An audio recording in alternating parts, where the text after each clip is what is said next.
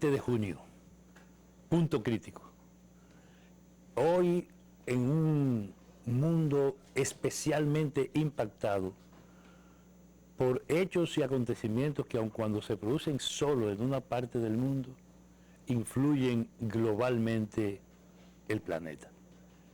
Cambian de manera efectiva la realidad política del país de referencia, cambian América Latina, cambian la región de influencia fundamental política, militar, económica de los Estados Unidos, y cambian al mismo tiempo, de manera muy especial, la realidad de uno de los países geográficamente ubicados de manera muy especial en el mapa tanto físico como político de América Latina, que es justamente Colombia.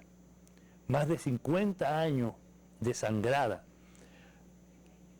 con el desarrollo de una guerra que iniciada de forma, digamos que a partir de Hito, en Marquetalia, hace más de 50 años, sacudió los Andes como si estuviese dando continuidad a aquella epopeya de Bolívar, y ha afectado la estabilidad política y ciudadana, nacional, humana, de toda América del Sur y de hecho del mundo.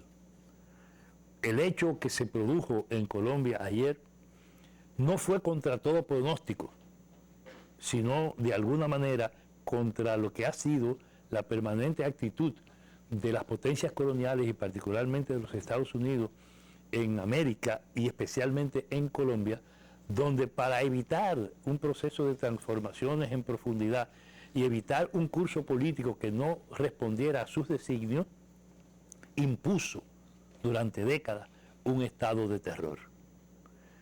Nosotros estábamos en el marco de la tiranía trujillista, cuando se produjo el Bogotazo, la muerte de Eliezer Gaitán en Colombia, líder de masa, líder popular, líder del pueblo colombiano, que asesinado justamente por las mismas oligarquías que han dirigido y desangrado a Colombia, abrió un proceso que desarrolló una guerra en la que hay cientos de miles de muertos, millones y millones de afectados directos, desplazados de guerra, y una situación en la que Colombia no ha salido del horror, no ha salido del terror, y que tenía incluso a las puertas en estos días, probablemente tiene, no hay por qué bajar la vigilancia, a las puertas la posibilidad de un nuevo baño de sangre incontrolable. Porque, y lo habíamos dicho justamente aquí en Punto Crítico, no había ninguna manera de detener el triunfo de Gustavo Petro en Colombia que no fuese asesinándolo.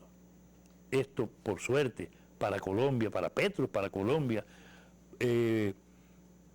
para el mundo, esto no fue posible materializar, independientemente de los deseos y de las gestiones, de las iniciativas tomadas, no solo por los grupos paramilitares, sino por toda la franja política bajo hegemonía, conducción y orientación del imperio norteamericano, del imperialismo norteamericano, de los Estados Unidos, que jugaron todo en Colombia porque es su principal enclave, su principal socio militar en la región. No solo por la cantidad de bases norteamericanas militares que hay en Colombia, sino por la significación estratégica de ese país, tan fronterizo como es a otras naciones del continente, sobre todo de Sudamérica, en este caso de Sudamérica, obvio, como Brasil, como Perú, como Ecuador, como Venezuela. Incluso solamente deteniéndonos en estas naciones, Perú, Brasil, Ecuador, Venezuela, solamente deteniéndonos ahí y mirando el proceso político que se vive en esos países, entonces nos damos cuenta que era jugándose el todo por el todo. Si alguna vez que estaba en los Estados Unidos, si alguna vez su interés fundamental, la principal preocupación de ellos, lo podía constituir un país de tamaño mediano en relación a estas naciones, caso colombiano, caso brasileño, caso venezolano, Guatemala, era, como decían ellos en sus propios documentos de estrategia, el precio estratégico de su política en la región. Si Guatemala era eso, precisamente en los momentos donde había una poderosa guerrilla compuesta por 4 organizaciones insurgentes en Guatemala, tan cercano como estaba, decían los Estados Unidos, a los vastos campos petrolíferos mexicanos, ahora que no se trata de Guatemala, sino que se trata de Colombia, en momentos en que la posición de México, de Argentina, de Venezuela, de Perú, no son exactamente una fotocopia de lo que son las decisiones y las políticas norteamericanas, el cambio en Colombia, con un Brasil a las puertas de Lula, a las puertas de un nuevo cambio político que supere el desastre de Bolsonaro y que supere todas las intentonas y las prácticas golpistas que desarrollaron en Brasil cuando provocaron la salida del PT del poder bajo los planes que todo el mundo, que la humanidad conoce. Ahora, en estas condiciones, este triunfo de Petro, este cambio político en Colombia, asegura cosas que los Estados Unidos solamente tendrán que aceptar, a menos que se dispongan a una realidad en América Latina que cambiaría las condiciones no solo de América, sino del planeta. No olvidemos que apenas hace semanas los Estados Unidos presionaban en la dirección militarista de convertir a Colombia en un socio especial de la OTAN, en momentos en que ellos están mezclados en un serio problema que amenaza la paz del mundo, como es la guerra en Ucrania y la posición a la que han forzado y la que han hecho práctica a través de la OTAN, comprometiendo la responsabilidad de Europa a propósito de la guerra de Ucrania. No olvidemos que querían hacer de Colombia esto. No olvidemos que los Estados Unidos han descansado en su manipulación del ejército colombiano, en la utilización y en el apoyo en los grupos paramilitares, en el vínculo a cualquier cosa, a todo tipo de negocio por encima de sus hipocresías en la lucha contra el narcotráfico, han sido ellos, precisamente, ellos y sus empresas, ellos y sus capitales, los principales socios justamente de esos capitales salidos del narcotráfico, que se construye y se desarrolla también, aunque no únicamente, a partir de las grandes explotaciones que tienen de los productos originales con los que fabrican justamente la cocaína y otros. Lo que ha pasado en Colombia en el día de ayer ha implicado e implica un cambio total de la realidad política en América Latina y obliga a introducir cambios fundamentales en las estrategias norteamericanas. Veamos elementos de por qué esto es así. En el caso del triunfo de Petro respecto de Ecuador, obviamente que las condiciones van a cambiar en el trato de los problemas fronterizos y que allí no se van a producir las situaciones que se producían cuando en un intento de derrotar, como contribuyeron posteriormente después del periodo de gobierno de Lenin en Ecuador, a la defensiva y a los golpes impuestos a lo que fue el movimiento ciudadano liderado por el presidente Correa. Las cosas ahí han de cambiar, porque no podrá seguir siendo la misma la política del ejército colombiano frente a sus vecinos. Igualmente y en condiciones mucho más especiales tendrá que producirse respecto de Venezuela. No es verdad que las cosas van a continuar por igual en los casi 800 kilómetros de frontera que hay entre Venezuela y Colombia. No será igual. Y debemos imaginarnos lo que será el trato, el trabajo con la vuelta de Lula al gobierno de de Brasil, con la permanencia de la revolución bolivariana al frente de la construcción de la nueva sociedad en Venezuela, con el cambio operado en Guatemala, que va a ser el mismo trato para la Amazonía, el principal reservorio de biodiversidad del planeta, lugar que ha sido justamente víctima de los procesos de depredación de las grandes transnacionales que han procurado justamente manipular y manejar toda esa riqueza para sus proyectos no solo de alta tecnología, sino sus proyectos de biotecnología, o que lo usan como una reserva estratégica en la lógica del control y del dominio de los Estados Unidos, al punto de lo cual han sido capaces de empezar procesos de condicionamiento de su propia ciudadanía y de sus propios y de su propia población,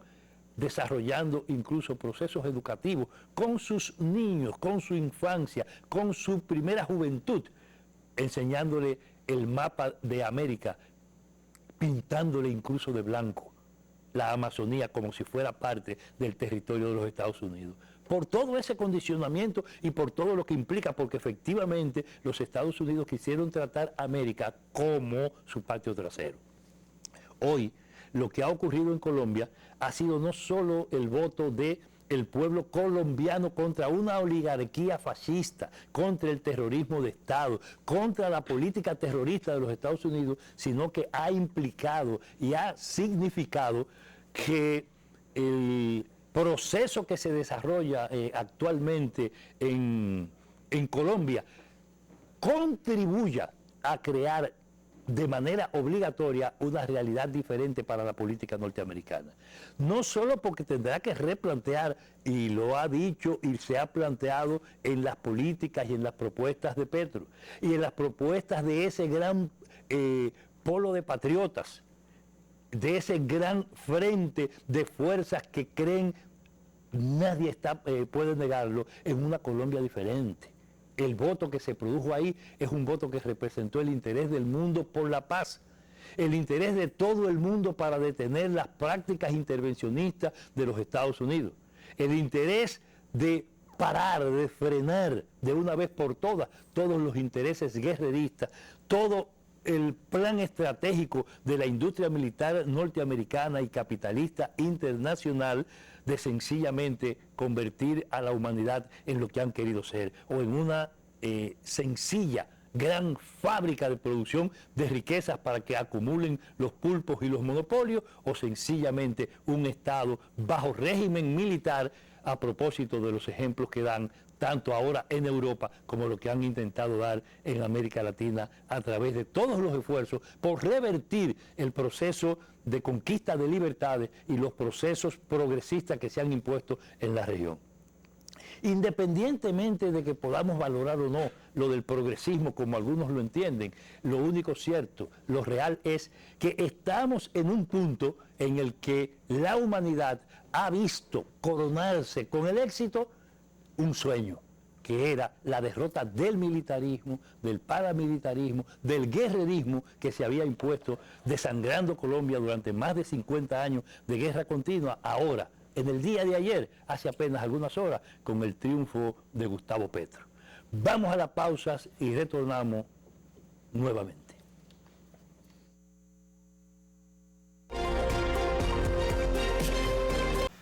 Aquí de nuevo, para darle continuidad a esa reflexión que nos lleva a reafirmarnos en la alegría, Ivonne. Bueno, ahí está. Yo me imagino. Qué bueno que tú estás aquí en el día de hoy, Fernando, porque la verdad es que no podemos quedarnos, tú sabes, en lo... Ayer a propósito de eso yo tuiteaba y hablaba de la importancia de esas elecciones en el sentido de que las elecciones planteaban mucha tensión para Estados Unidos, porque hay un gran perdedor también aquí. Claro, Estados Unidos es un gran perdedor, porque mira, por el tema de Venezuela, que evidentemente Colombia, que ha sido un enclave no solo militar, 8 bases son, ¿qué tiene? 8 bases militares, 8 bases militares, 7, 8 bases militares. El tema de retomar las conversaciones de paz, darle impulso a eso, que fue la misión de Iván Duque, del uribismo, esos avances que se hicieron en gobiernos de Santos. El tema de la guerra contra las drogas el problema va a tener de la droga es fundamental ahora. Claro, va a tener que replantearse ahora, y eso implicaba. Ahora de verdad. Claro, ahora es de verdad, ¿eh? Eso implicaba como preocupación para Estados Unidos que Petro, como en efecto sorprendió a muchos, ganara las elecciones. Pero además, el tema de la debilidad institucional de Colombia, ¿ok? El tema de la debilidad institucional de Colombia y, por supuesto, esa desconfianza que yo pienso que ya Estados Unidos no tenía ya del uribismo por el papel tan mojigato que había jugado el presidente saliente Iván Duque, esa volatilidad, ¿no?, respecto a las relaciones en la administración de el Juan Donaldo Trump e Iván Duque. Eso de alguna manera pues produjo también entroñamiento al Partido Demócrata. O sea, son muchas cosas las que estaban en juego para Estados Unidos y por supuesto esa recomposición que tú has planteado evidentemente se va a dar, y eso ahí en medio de la situación misma de Estados Unidos parece que no, el momento no es tan bueno. Yo creo que ya cada vez nos ponemos más a distancia de esa política del patio traserismo. No, eso llegó, esa es una página que se está casi terminando de pasar. Se está pasando, en los hechos ya no es, porque el cuadro político de América Latina es absolutamente diferente a cuando los Estados Unidos hablaban de eso. Por ejemplo, ellos han tenido que ser blandos en el último momento con Venezuela. Y han tenido que jugar con Venezuela por problemas económicos estratégicos. Impulsaban a Hernández porque con Hernández nadie sabía lo que podía esperar. Tampoco lo sabía Estados Unidos. O sea, si Rodolfo Hernández llegaba a la presidencia, ¿qué proyección tú podías hacer?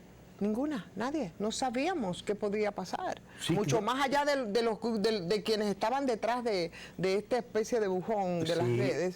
Pero era la oligarquía conservadora, el paramilitarismo y los Estados Unidos. Pero ahora, claro, pero tú no, a ciencia cierta, tú no sabías en términos de liderazgo no, se iba a manifestar un vacío.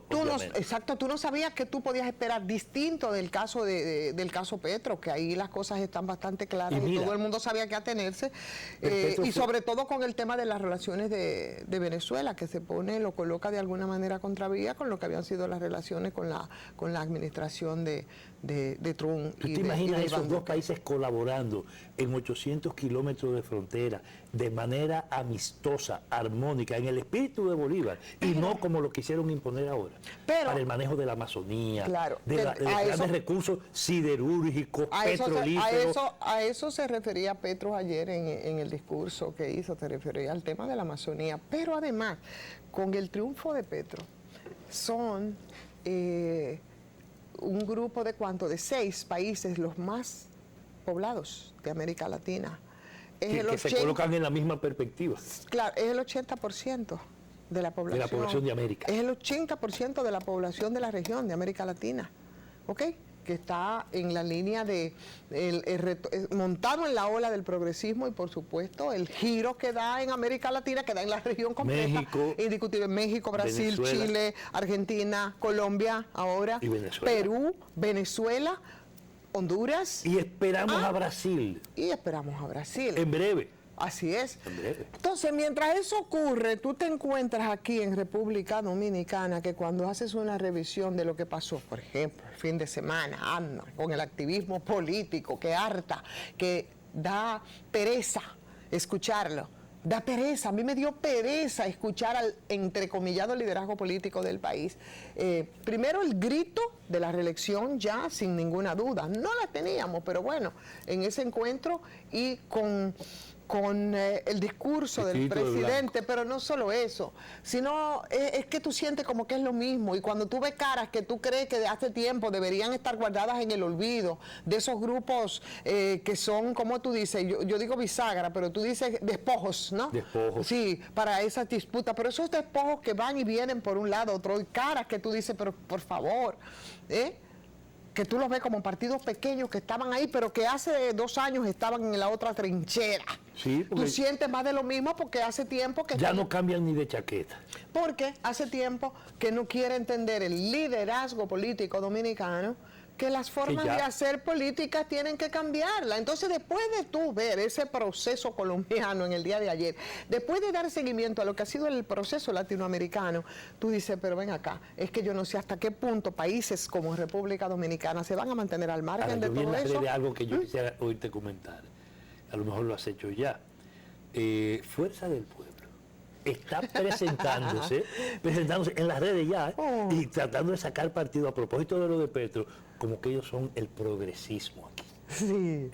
¿Tú te imaginas? Sí. Leonel Fernández, exactamente. O sea, la misma mafia PLDista, los mismos que cuadraron ese proceso de 20 años de depredación de lo público del Estado Dominicano y de quiebra de una institucionalidad más allá de lo que fue el intento de modernización de la Constitución Dominicana en el 2010. No, es que tienen la cara más dura, que yo no sé. Y entonces yo digo, por eso yo te decía, a mí me da mucha pereza, porque dentro de lo que decía Leonel Fernández también, en el día de ayer, hacía muchas críticas, porque bueno, ellos sienten que están haciendo oposición, criticando lo que no hicieron, y los de ahora, de alguna medida, repitiendo lo que criticaron.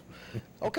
¿No? Y Danilo diciendo, la crisis alimentaria por venir se afronta haciendo lo que hizo el PLD, que no lo están haciendo. Óyeme, se atreve a decir Danilo Medina que tiene que el tema del proceso alimentario y que entonces con las políticas, porque él está apostando a lo que él hizo con su visita sorpresa. Si es que Danilo Medina, señores, no lo están investigando por todo el tema de las visitas sorpresas, porque aquí tienen que avanzar más rápido los procesos, pero esas son de las auditorías que se están haciendo aquí, ¿cuántos? 1.000 millones que se gastaron en las visitas sorpresas, pero además, entonces, óyeme, de verdad, yo te digo, es como intoxicar, como contaminarte con todo eso. Tú escuchas a Leonel Fernández hablando sobre la policía y sobre el manejo que ha tenido con el tema de la delincuencia y la criminalidad. Solamente revisando los jefes de la policía que andan con él. No, tú me estás entendiendo, o sea, y cuestionando algunas acciones, porque a Leonel Fernández se le olvida que su último jefe de policía le decían el cirujano.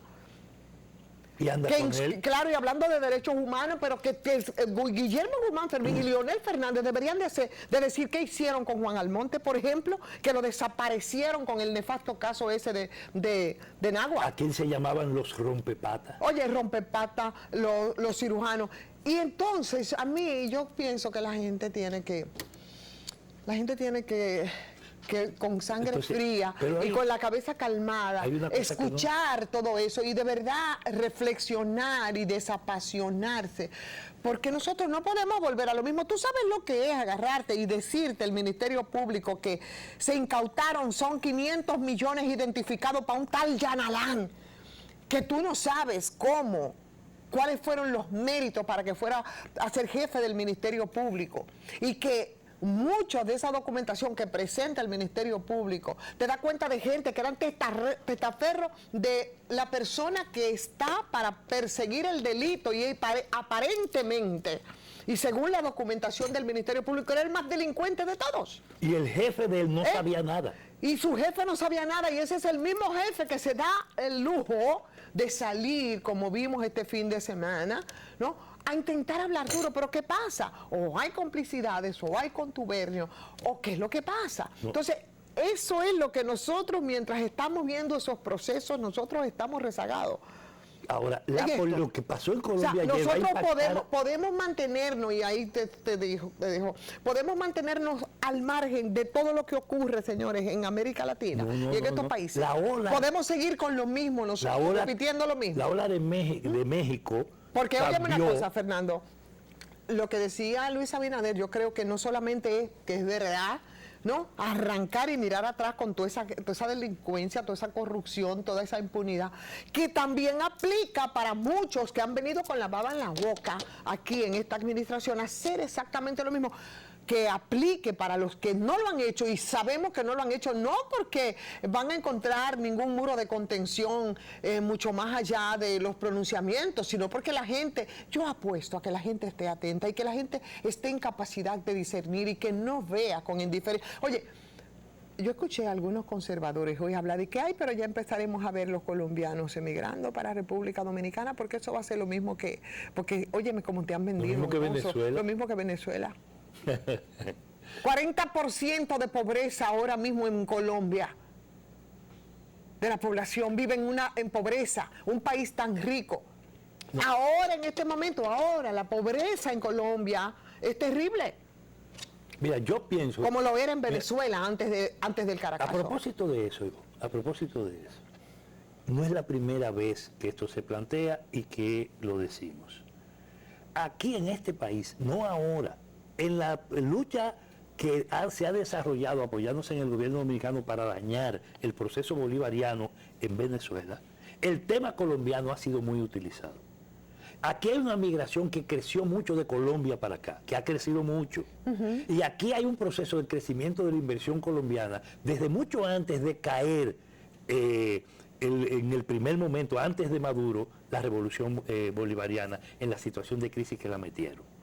Antes de eso, Después de eso, el incremento y la combinación de capital huido de Venezuela hacia la República Dominicana, combinado con capital colombiano. Aquí hay que hacer un estudio de lo que es la presencia del capital colombiano aquí antes de esta situación, para que mañana no vengan a argumentar y apoyarse en eso para potenciar procesos politiqueros y manipulaciones como esas que se advierten cuando hablan de eso. Claro, porque para poder identificar de quiénes son, porque esos mismos son los que mañana, en nombre del desarrollo dominicano y de la inversión extranjera, van a servir de punto de apoyo para los procesos de conspiración hacia Colombia, como pasó exactamente con Venezuela.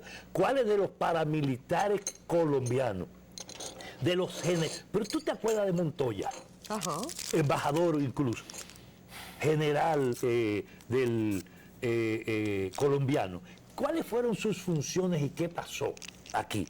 Roles desempeñados. Entonces, eso hay que estar atento porque la avalancha de propaganda que viene, la guerra mediática que le van a imponer a Colombia ahora, para tratar de decir que es lo mismo que en otros lugares, como acabas tú de señalar, debe ser tomado muy en cuenta y los dominicanos deben estar atentos porque el influjo de lo que pasó en Colombia va a crecer.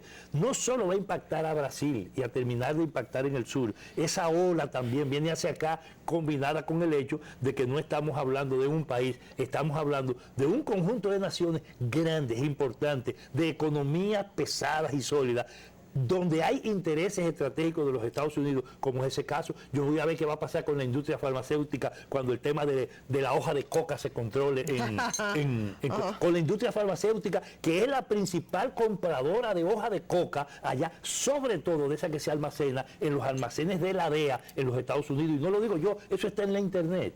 Eso es noticia e información pública.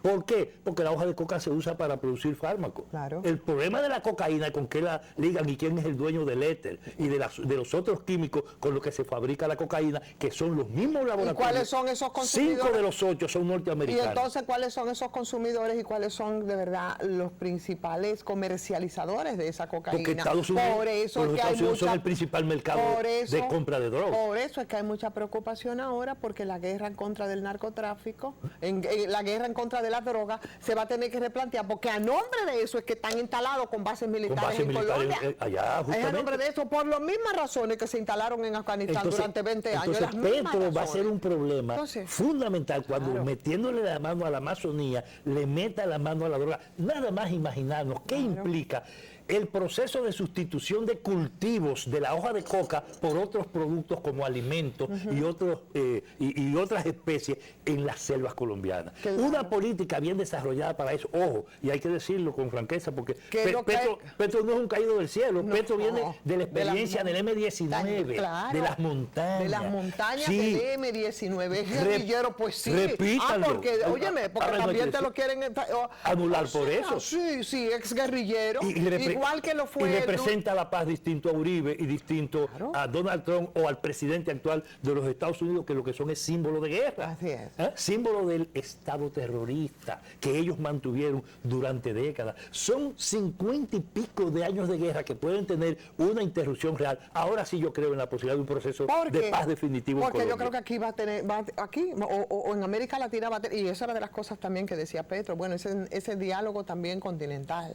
O sea, de no solamente internamente, sino un diálogo y una conversación en América Latina por esa misma recomposición que se produce. Va a tener que hablarse sobre, por ejemplo, sobre esos grupos guerrilleros, sobre las FARC, sobre el M-19. Va a tener que hablarse. Pero por supuesto. Va a tener que hablarse y poner las cosas claras.